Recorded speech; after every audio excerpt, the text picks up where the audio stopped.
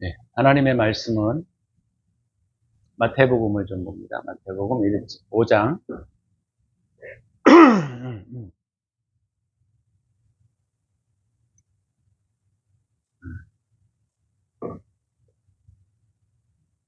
1절에서 4절 말씀까지 제가 봉독해 드리겠습니다. 예수께서 무리를 보시고 산에 올라가 앉으시니 제자들이 나아온지라. 입을 열어 가르쳐 이르시되 심령이 가난한 자는 복이 있나니 천국이 그들의 것이며 애통하는 자는 복이 있나니 그들이 위로를 받을 것이며. 오늘 말씀은 본문을 중심으로 마음이 가난한 자라고 하는 제목으로 함께 말씀을 나누겠습니다.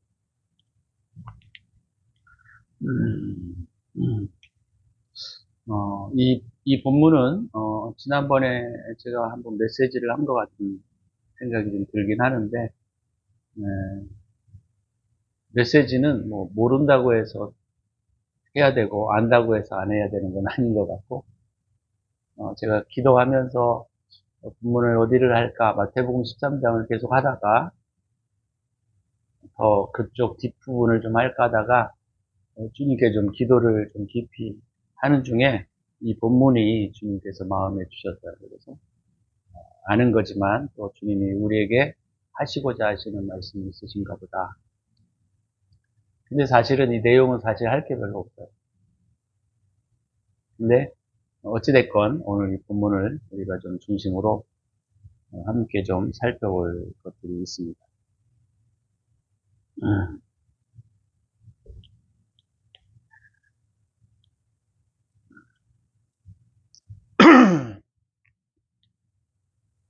오늘 본문은 사실 어디하고 우리가 좀 비교를 좀 해볼 필요가 있냐면 구약의 출애굽기 19장을 비교해서 볼 필요가 있습니다. 출애굽기 19장은 이스라엘 백성들이 출애굽해서 시내산에 올라가 시내산에 도달하게 될 때 하나님이 갑자기 그곳에서 이스라엘 백성들의 정병식을 했어요. 정병식. 쉽게 말하자면 도열을 하고 우리 국군의 날 행사하는 것처럼 위용을 과시하고 그리고 정체성을 주는 시간이었습니다. 굉장히 중요한 사건이에요. 사실 출애굽기 19장. 그리고 나서 우리가 잘 알고 있는 것처럼 출애굽기 20장에 뭐가 일어나느냐면 십계명을 주는 장면이 나와요. 그러니까 성경에 있어서 물론 중요하지 않는 장면은 없지만 그래도 출애굽기 19장은 굉장히 중요한 사건 중에 하나입니다.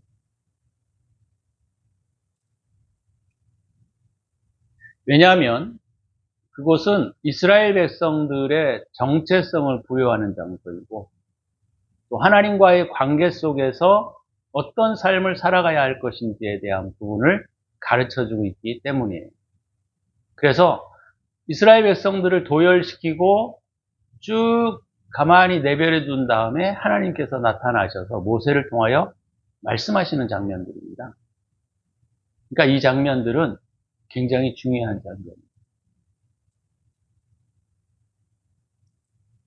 그곳에서 모세가 오르락 내리락을 한 3번 정도 합니다.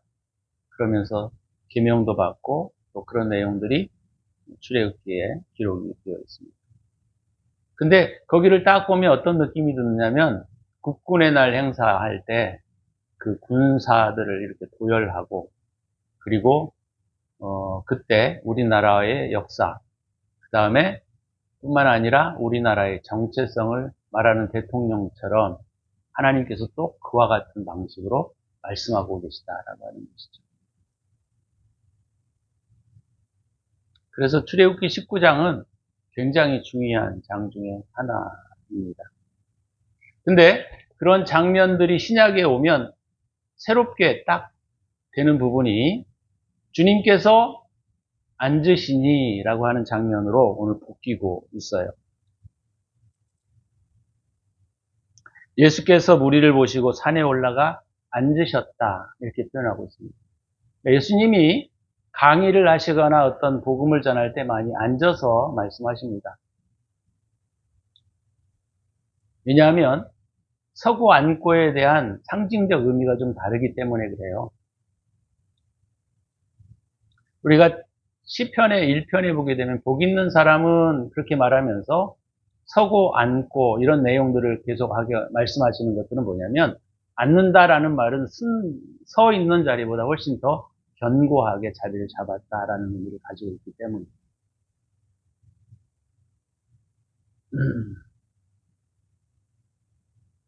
그래서 예수님의 강론은 대부분 앉아서 많이 하십니다.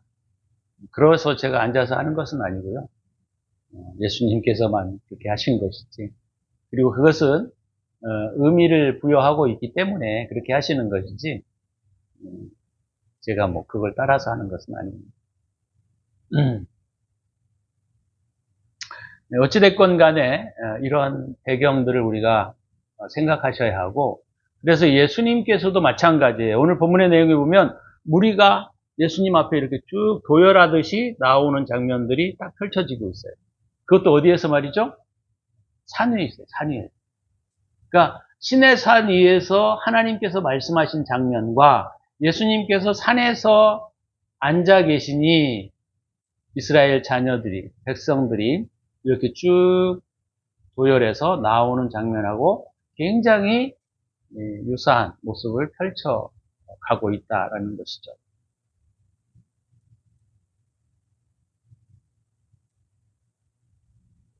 그래서 이 부분은 되게 중요합니다.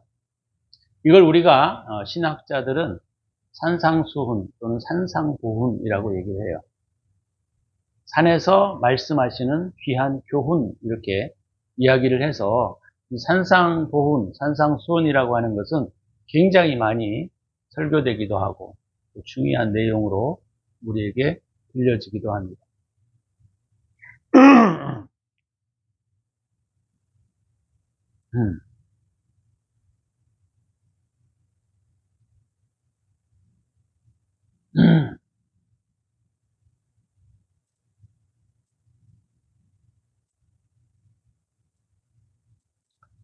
그래서 오늘 이 본문의 내용들을 우리가 조금 더, 상황적인 측면에서 조금 더 설명을 좀 드려야 할 것 같아요.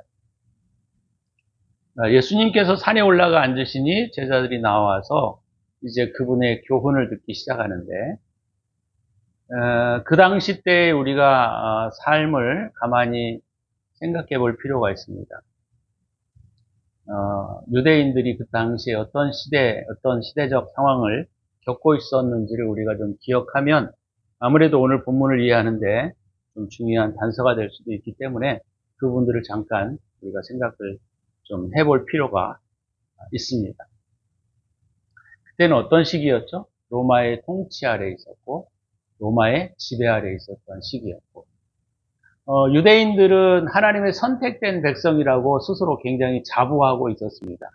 그래서 어느 순간인가 하나님이 이 땅에 오시면 자기네 나라를 로마의 속국으로부터 해방시키고 이 세상의 중심이 될 것이라고 하는 생각들을 그들은 가지고 있었던 것이죠. 그래서 특별히 그들은 하나님의 선택된 백성이다라고 하는 의식을 놓쳐본 적이 없어요.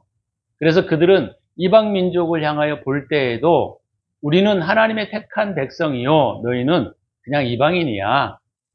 그런 생각들, 그런 사고들이 굉장히 깊게 자리 잡고 있었습니다. 뿐만 아니라 유대인들과 그 당시 때 제사장들과 바리새인들은 그들이 하나님의 사랑을 계속적으로 받고 있다라고 하는 생각을 그들은 놓친 적이 없어요. 뿐만 아니라 그들은 신앙적으로도 종교적으로도 굉장히 열심 있게 자기의 삶의 모든 부분들을 어떻게 했죠? 신앙화했어요. 신앙화. 그죠? 물론 안 그런 사람들도 뭐 중간에 있겠죠.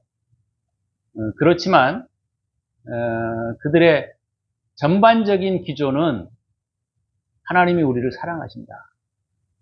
하나님이 우리의 아버지가 되신다. 이 아버지라고 하는 이 의미도 조금 달라요. 하나님이 우리 아버지다라는 의미가 굉장히 중요한 의미를 가지고 있습니다. 여하간에 하나님이 우리의 아버지가 되시고 우리를 늘 보호하시고 우리를 늘 지켜주신다라고 하는 생각이 파다하게 아니라 그들의 근본적인 사고에 뿌리 박혀 있는 사고들이었어요. 제가 왜 이 부분을 되게 강조하느냐 하면 이게 역사적으로 볼 때 모든 우리의 기독교의 뿌리 안에 가득가득 들어있는 사고이기 때문에 제가 말씀을 드리는 거예요. 또 어떤 생각이 있죠? 언젠가는 주님의 나라가 이루어질 것이다 라고 하는 소망을 가지고 살았어요. 다시 말하면 천국에 대한 소망을 가지고 살았던 사람들입니다. 물론 부활에 대한 그들의 믿음이 약간 퇴색되긴 했지만 그래도 부활에 대한 소망이 그들에게도 있었습니다. 사두개인 측면들, 이런 사람들은 부활에 대한 소망들이 별로 없었어요. 너무 지성화되어 가지고. 지금의 기독교 중에도 조금 좀 그런 분들도 많이 있습니다. 근데 우리나라는 그렇게 많지는 않아요.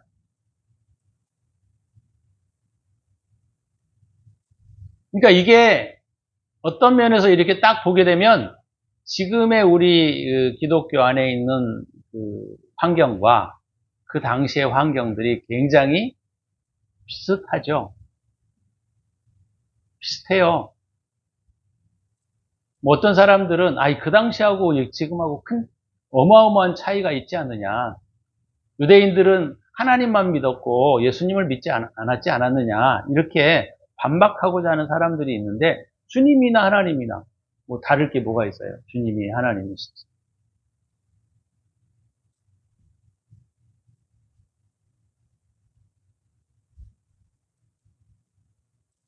그래서 오늘 이 본문의 본문에서 우리가 예수님께서 천국 복음을, 다시 말하면 천국을 선포하시면서 제일 먼저 하셨던 말씀이 오늘 본문이에요.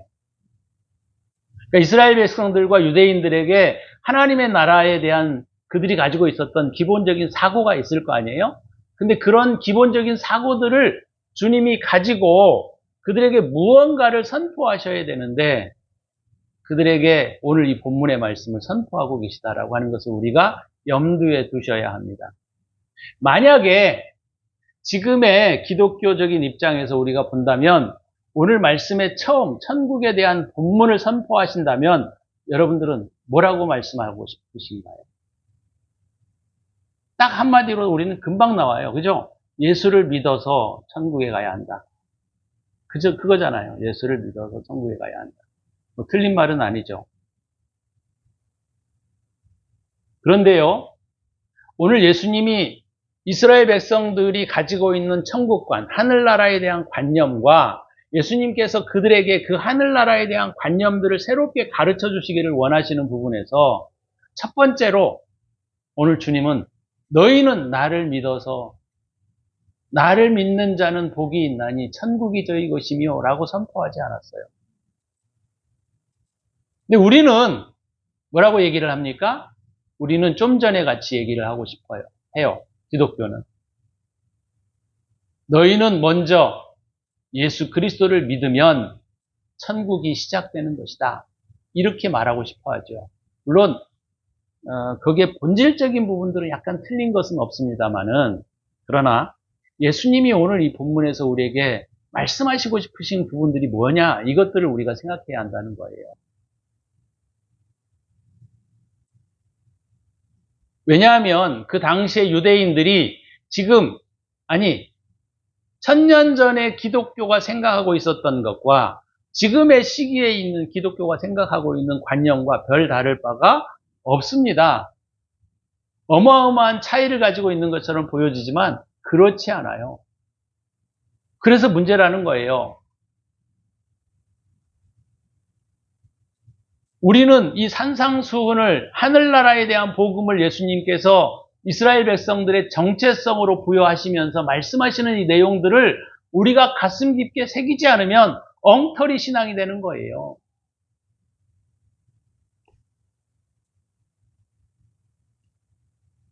그래서 이스라엘 백성들이 애굽에서 오랫동안 살지 않았습니까?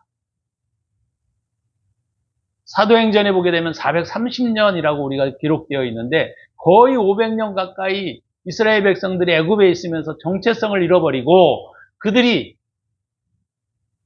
여호수아를 중심으로, 물론 모세 앞에 있지만 여호수아를 중심으로 해서, 모세죠 지금은, 모세를 중심으로 해서 이스라엘 백성들이 시내산에 왔을 때 하나님께서 그들에게 다시 정체성을 설명해주고 있는 장면하고 똑같은 거예요. 그때에도 마찬가지였습니다. 그때에도 그들이 하나님에 대한 관념들이 있기는 있었지만 명확하지 않았고 그들이 어떤 방향으로 살아가야 될지를 모를 때 하나님 모세를 통하여 너희는 이렇게 살아라. 하나님의 백성들은 이러한 삶을 살아야 한다라고 하는 부분들이 우리가 하나님께서 모세를 통하여 말씀하시는 내용들이 거기에 들어 있습니다.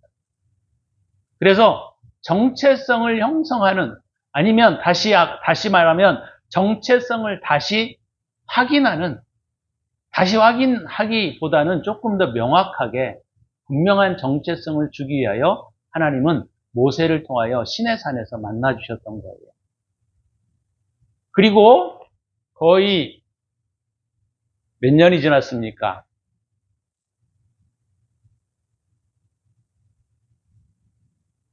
거의 한 1000년 가까이 되지 않았어요? 1000년.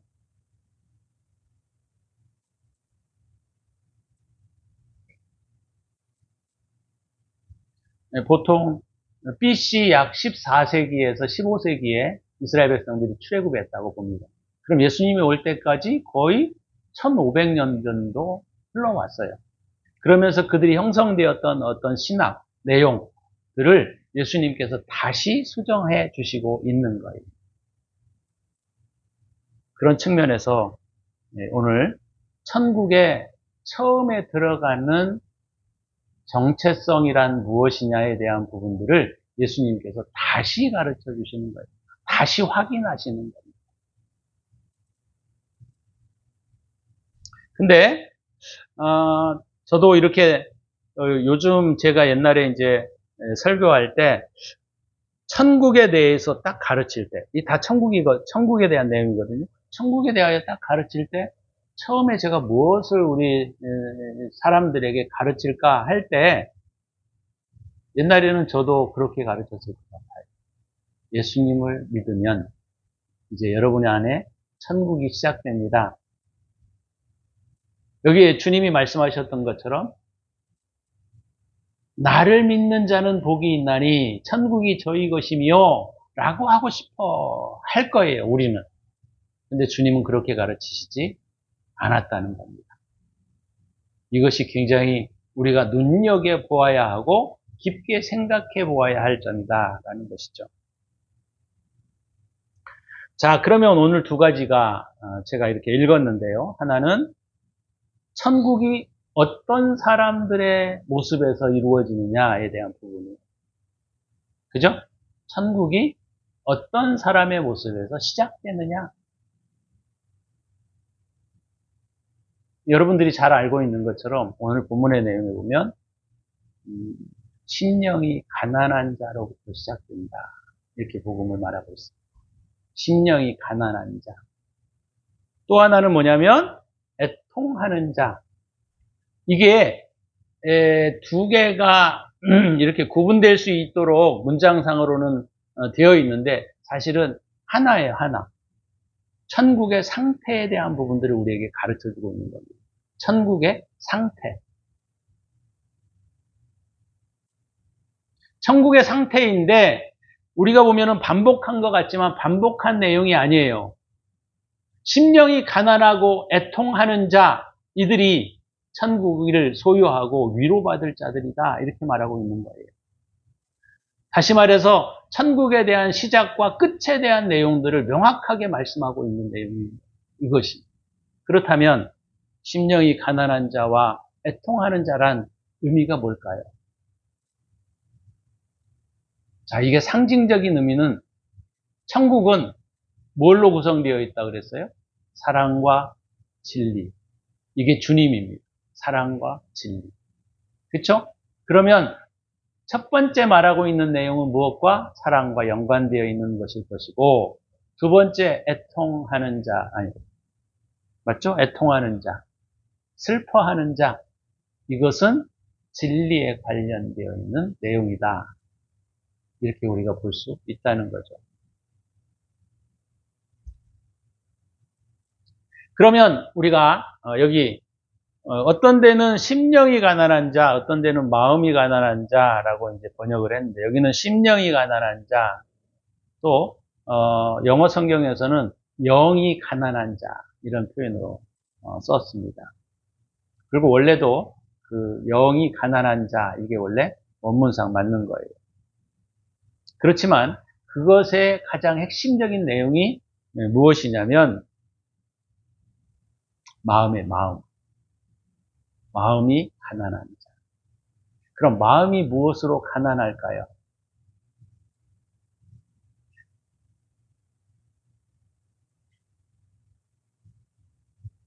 하늘나라에 들어가는 첫 번째 단계의 단추를 우리가 끼우는 데 있어서 중요한 것은 신앙 고백적인 측면이 아니에요. 그러니까 우리 기독교가 되게 힘들어하고 실패하는 중요한 이유 중에 하나가 바로 뭐냐면 말이죠. 이 천국의 입문 단계가 안 되어 있기 때문입니다. 자, 마음이 가난하다, 심령이 가난하다, 또는 영이 가난하다라고 하는 건 뭐냐면 결핍에 대한 간절한 욕구, 그죠? 또는 결핍에 대한 통찰이 그에게 있다라고 하는 거예요. 이 부분이 되게 중요한 부분입니다. 이것이 천국의 시작점이다. 이렇게 주님이 가르쳐 주고 있습니다.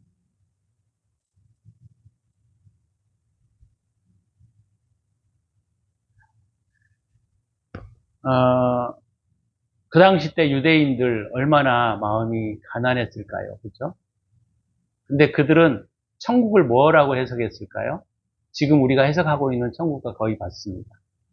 하나님의 택한 백성들, 하나님의 사랑받는 자녀들, 하나님께서로부터 민족적으로 우리는 하나님의 구원을 받은 민족이라고 하는 개념으로 그들은 알고 있었던 거예요. 그래서 그들은 항상 하늘나라에 대한 그들의 인식은 바로 어떤 것이었냐면 이런 민족적이고 또는 선택적이고 하나님의 특별한 사랑을 받은 측면적인 부분들이 훨씬 강조가 되었고 뿐만 아니라 종교적인 부분들도 상당히 강조가 되었습니다. 그래서 여러분들이 지금도 유대 이스라엘 나라에 가보게 되면요, 그래도 온전한 유대인들은 거의 주의를 엄격하게 지킵니다. 안식일이죠. 안식일을 엄격하게 지킵니다. 지금도. 심지어 여러분 그 레위기에서 먹지 말라 하는 것들 절대로 입에 대지도 않아요. 그렇게 신앙생활에 철저합니다. 유대인들은. 그런데 주님께서는 그런 유대인들을 향하여 굉장히 아주 독한 말씀을 쏟아낸 것을 우리가 알고 있죠. 그렇다고 볼 때 우리가 뭔가 문제가 있다라고 하는 것을 우리가 감지하셔야 합니다. 인식과 간절함. 무엇에 대한 인식과 간절함일까요? 이게 오늘 본문의 핵심입니다. 무엇에 대한 인식과 간절함일까요? 사랑에 대한 또는 선에 대한 인식과 간절함이 천국에 들어가는 첫 번째 입문의 과정이다. 이것을 우리가 놓치면 안 됩니다.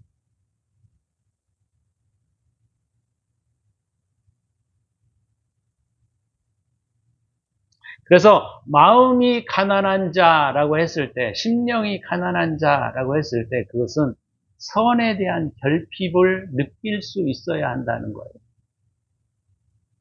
사랑에 대한 결핍을 느낄 수 있어야 한다라는 것입니다. 그런데 여러분, 이제 우리가 가만히 생각해 보세요. 우리가 사랑에 대한 결핍을 느끼고 있나요? 선에 대한 결핍을 느끼고 있나요? 우리 자신을 한번 되돌아보시면 그런 결핍이 느껴지지가 않아요. 모르겠어요. 느껴지는 분들은 있겠죠. 그렇죠? 진짜예요. 여러분 안에 한번 가만히 오늘 이 말씀을 생각하시면서 나는 과연 선에 대한 결핍을 느끼고 있는가? 선에 대한, 참선에 대한 결핍을 내가 가지고 있는가?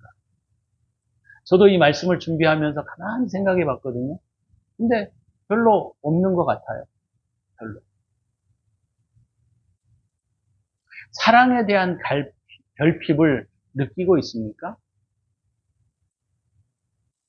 이기적인 사랑은 강해요. 나를 사랑하는 것. 나에게 속해 있는 것들을 사랑하는 것은 결핍이 무진장 강해요. 그죠? 그렇지만 주님이 말씀하시는 이웃에 대한 사랑은 결핍을 우리가 느끼지 못하고 있어요. 참선에 대한 것에 대한 결핍을 우리는 느끼지 못하고 있는 겁니다.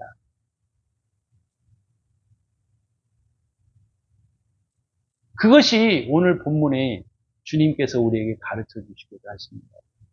근데 유대인들은 그들이 이 말씀이 마음에 다가오지 않았던 것이 뭐냐면 내면적으로 다가오지 않았어요. 왜 그랬을까요?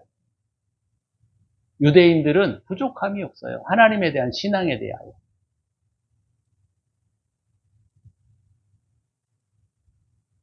그들은 모든 것들을 이기주의적으로 해석했습니다. 민족주의적으로. 하나님의 선택된 그런 신학적 관점에서 그들은 자기네들을 해석하고 설명해냈어요.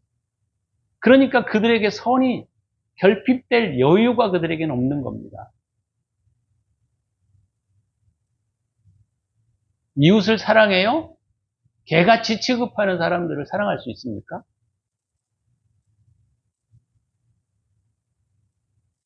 사랑할 수 없는 거예요, 그건.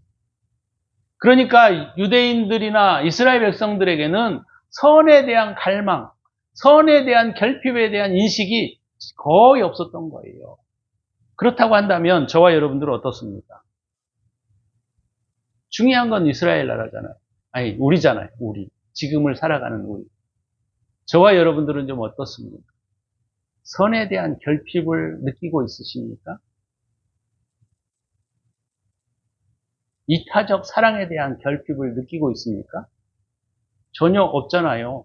아니, 전혀 없다 그러면 또 시험 들 수 있으니까.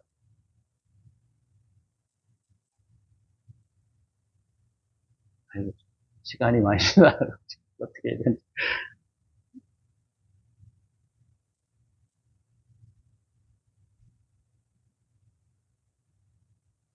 여러분, 우리가 말씀을 깊게 들으셔야 돼요. 그냥 단순히, 나 사랑이 많은데, 나는 사랑하는데, 가만히 생각해 보세요. 그게 어떤 사랑인지. 제가 말씀을 드리는 거는 아가페적 사랑이에요. 아가페적 사랑. 주님이 우리에게 베푸셨던 사랑.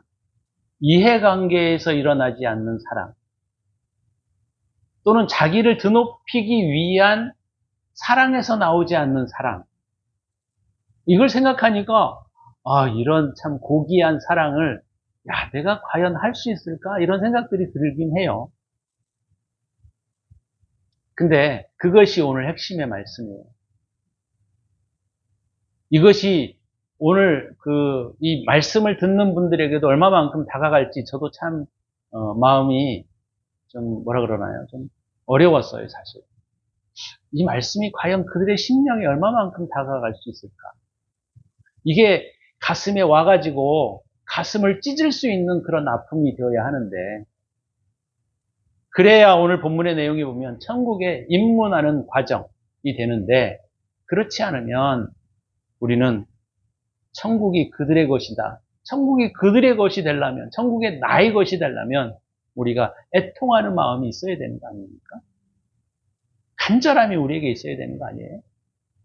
근데 사실 신앙에 대한 간절함이 있을 수 있어요. 그러나 그것은 오늘 주님이 요구하시는 신앙의 모습이 아닌 거예요.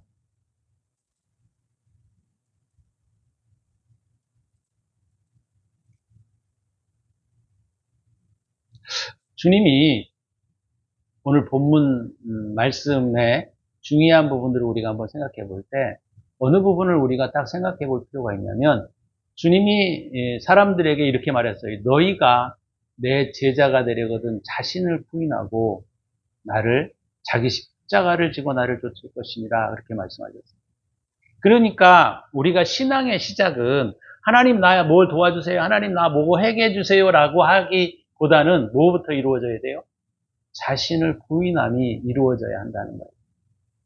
자신의 부인되어지는 점에서 우리가 무엇을 느낄 수 있느냐면 선에 대한 결핍이 내게 있구나라는 것들을 인식하게 되는 거예요. 나는 생각하는 또는 내가 느끼는 내가 행동하는 내가 애정하는 모든 것들은 사실 나의 이기심에서부터 출발되는 거구나. 그럼 이런 것들을 다 부인하셔야 한다는 거예요.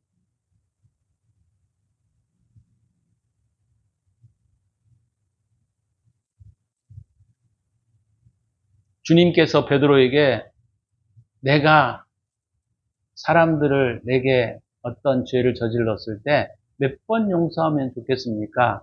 그 당시 유대인들에게는 3번 정도 용서하라 그랬어요. 3번 정도.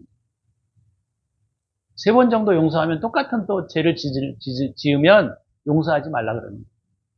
근데 우리는 여러분 어떻습니까? 2번도 좀 어렵고 3번? 3번도 그래 좀 할 수 있죠. 4번, 7번 해봐요. 7번. 그래서 아마 베드로가 그래도 7번 정도 내가 한번 물어보면 주님이 7번 정도는 용납해 주시지 않을까? 그런 생각에서 물었던 것 같아요. 그랬더니 7번을 70번이라도 용서해라. 제가 이 말씀을 생각하면서 이게 가능한가 인간이? 그러면 우리가 수치상으로 보게 되면 490번이에요. 여러분 똑같은 죄를 490번 용서할 수 있습니까? 안 되죠. 원래 490에 대한 어떤 수치적인 것들을 주님이 요구하시는 것은 아니고 그 주님이 말씀하시는 내용은 주님이 뭐냐면 오셨어요. 감정.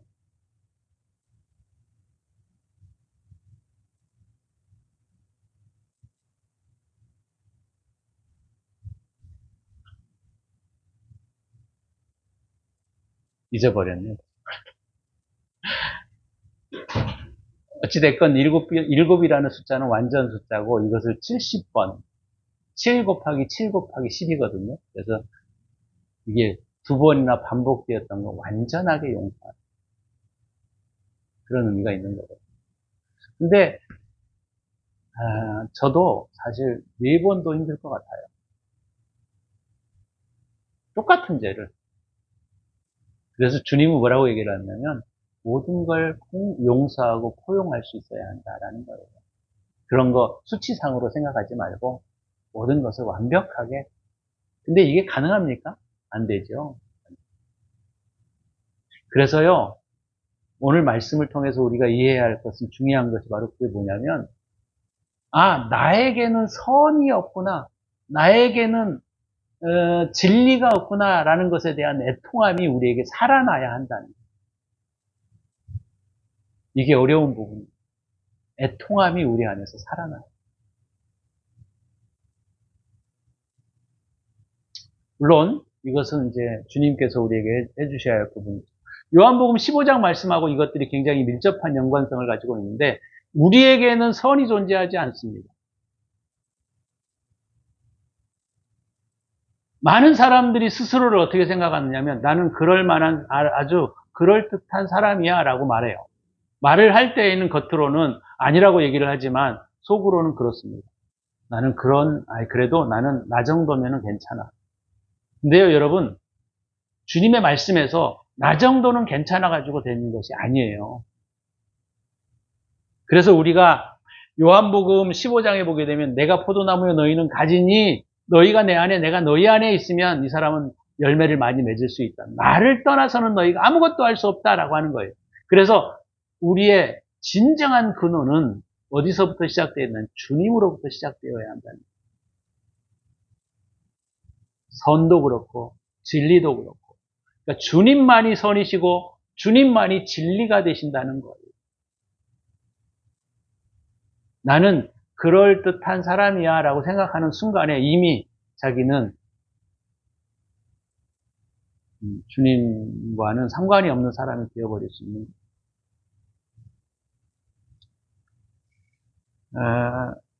여하간에 제가 좀 전반부가 좀 길어서 오늘 말씀을 좀 결론적으로 좀 말씀드리고 맺어야 될 것 같아요. 다 못하고 다음에 또 하면 되니까요. 우리 안에 선과 진리에 대한 부분들이 우리 안에 없다는 것을 철저하게 인지하셔야 합니다. 철저하게 인식하셔야 돼요. 아, 내 안에는 선이 없구나. 내 안에는 진리가 없구나. 내 안에는 주님을 닮을 만한 성향이 없구나. 이거를 철저하게 아시고 그것이 어떠한 단계까지 가야 돼요? 오늘 가난한 단계까지, 애통한 단계까지, 절박한 단계까지 가셔야 한다는 거예요. 저도 가야 되고 여러분들도 가셔야 합니다.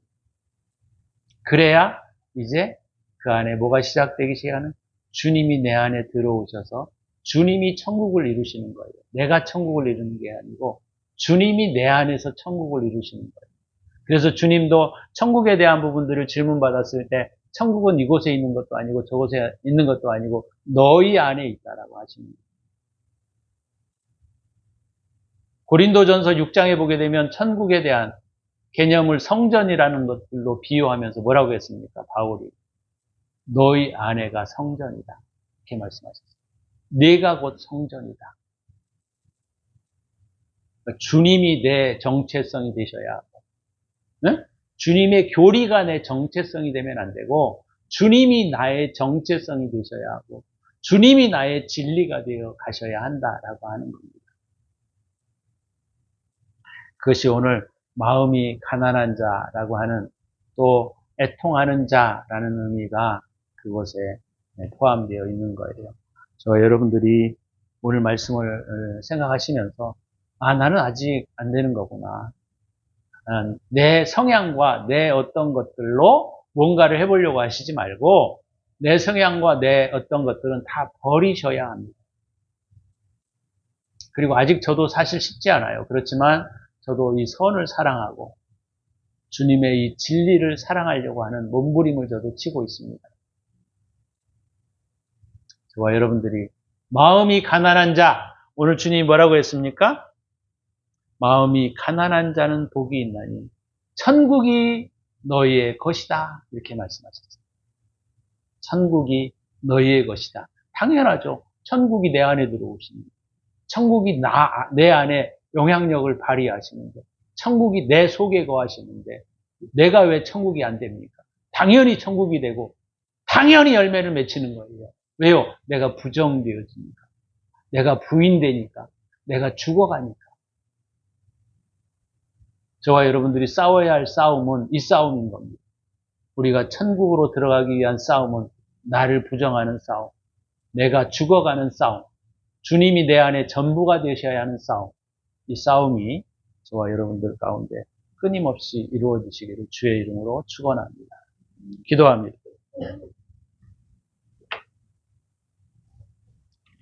기도할 때 하나님 내가 죽어지게 하여 주시옵소서. 마음이 가난한 자가 되게 하여 주시옵소서. 이렇게 기도하는 시간 되었으면 좋겠습니다. 기도합니다.